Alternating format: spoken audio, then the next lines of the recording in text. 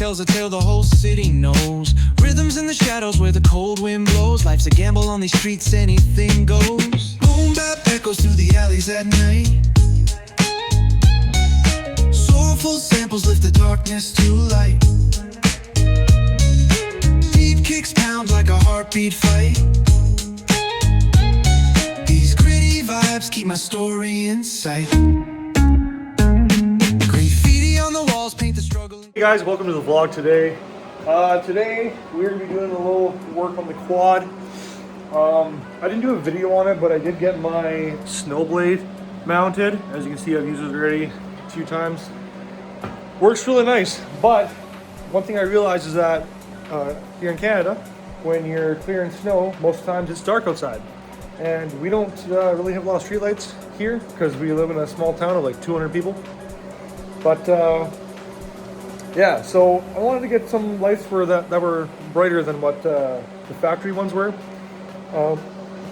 Since the quad I bought is just a base model, it just has the factory halogen lights, and I've never been a big fan of halogen lights. I'm a big LED guy. So I went and I picked up these lights from Amazon.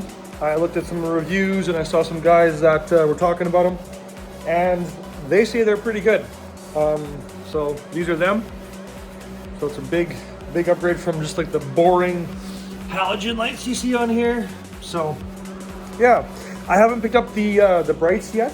These are just the dims, but these do have dims and brights on them as well, so it also adds extra light that way. But yeah, so I've never actually taken apart all this stuff on my quad, and I do have all the wiring from the winch on there, so I don't know what's going to be in the way, but we're going to start taking some apart, and we'll see how it goes. I don't think it's going to be too hard though.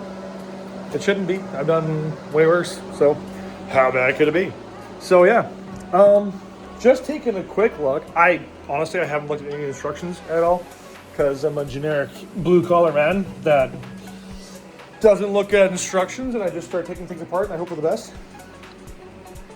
And yeah, I mean, we'll figure it out. It can't be that bad. I'm sure we'll have to, get the doohickey and, take this off here and maybe take that off there, and yeah, we'll get it. But anyway, I'm going to start messing around with things here and see if we can't get some new headlights on this bad boy. So yeah, once I figure it out, I'll let you know. Alright guys, so I didn't really record what I had done to do all this stuff.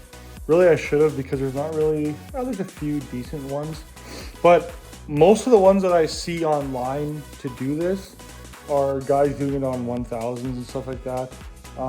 This is a 450. So what I will say is, here, I'll just flip the camera around and I'll show you guys what I did. Okay, so first off, I took this cover off, and then I loosened off the bolts here and here. And then I also took the two Allen key, or these are Torx bits. Took those two out. Once I did that, there is a 10 millimeter up here. You'll see it if you look up in there. And then there's also another one on the other side. You loosen those ones off, and then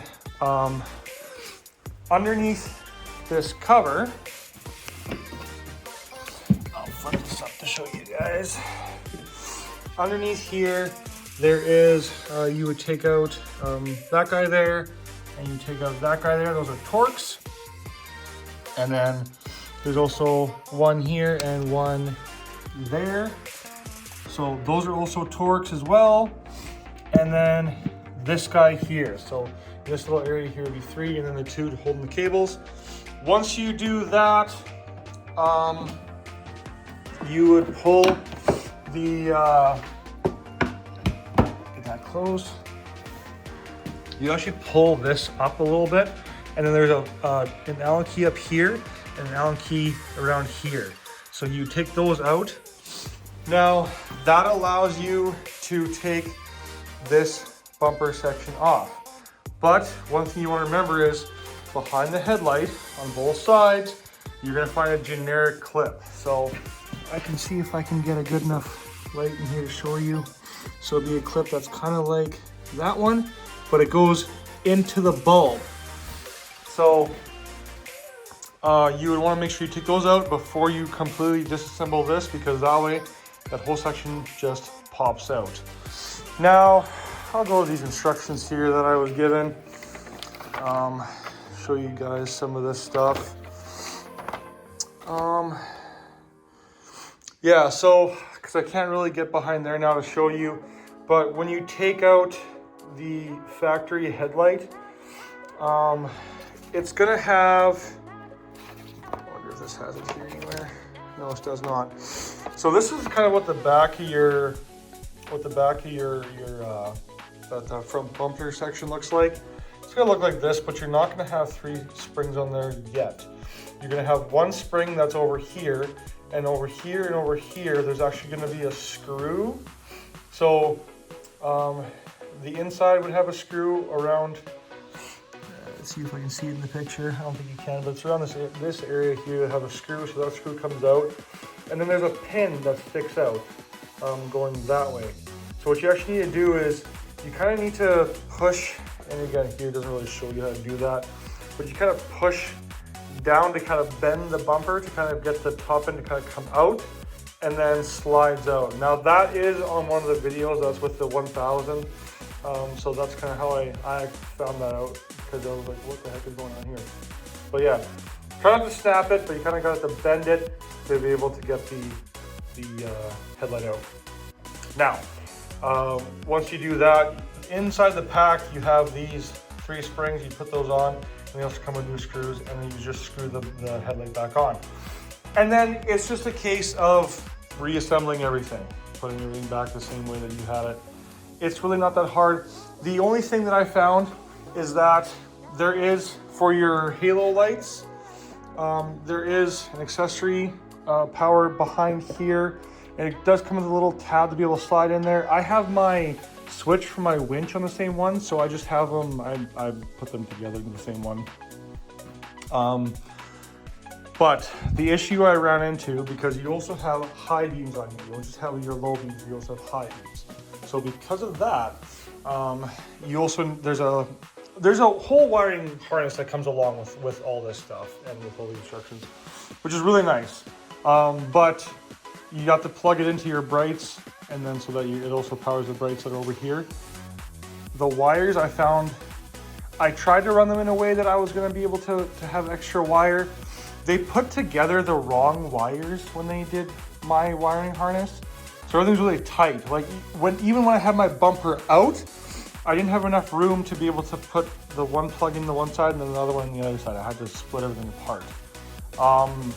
Now, I only had enough wire to go around where the battery is over here. So I actually had to extend the wires and then bring everything up. So that's the one thing that I had an issue with. Not a big deal. Like wiring that stuff is all pretty simple as far as that goes. But I'm going to show you guys what these headlights look like. So if I put ignition on, you can see we've got the halo light on, and now that's our low beam, and it's got a really nice cutoff line, like a proper projector. So I really like that. That's awesome. I haven't tested it outside yet, but I'll do that yet. So low beam, and that's the high beam. Now, like I said, I haven't done the high beam one yet on the top, but I will be getting this one because I love these. They're really nice. One thing I would say to look out for with these headlights though is the connector.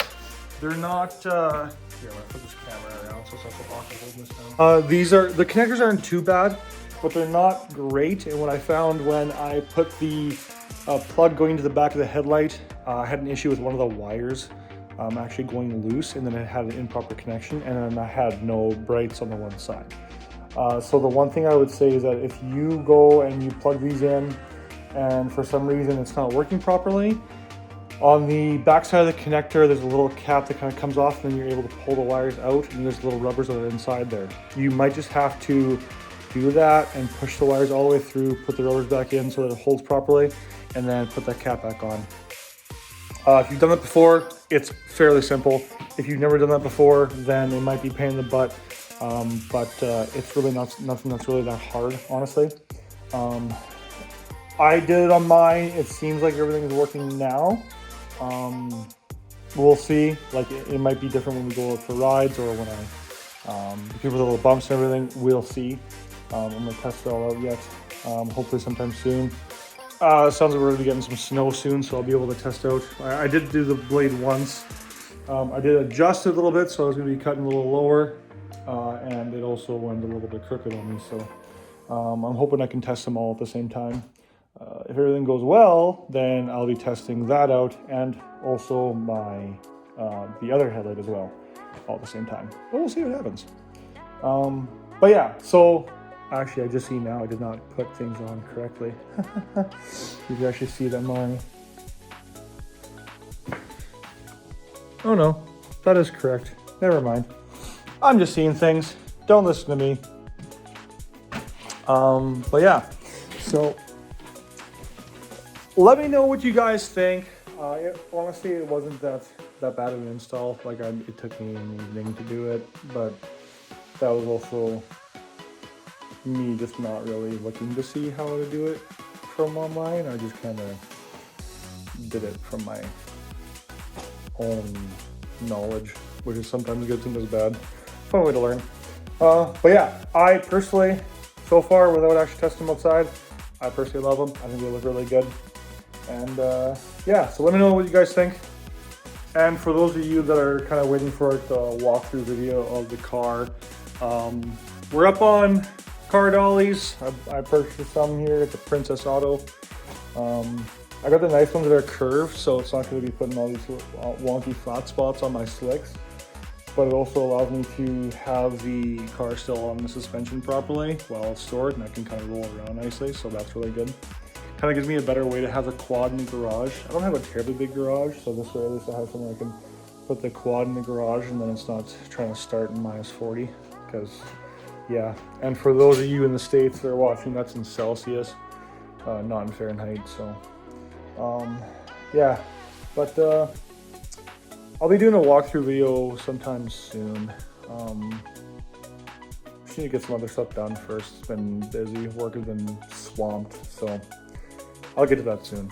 But yeah, for now, this is it for this video. Like always, guys, stay fueled by faith. Peace.